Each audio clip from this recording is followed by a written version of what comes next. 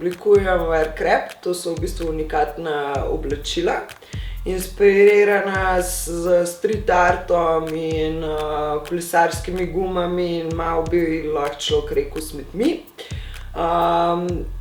Čisto na začetku sem se že takoj spoznala z Roglabom, ker mi je pomagal sploh oblikovati našitke, etikete, določene printe sem tam lahko delala in s folijo printala na oblačila.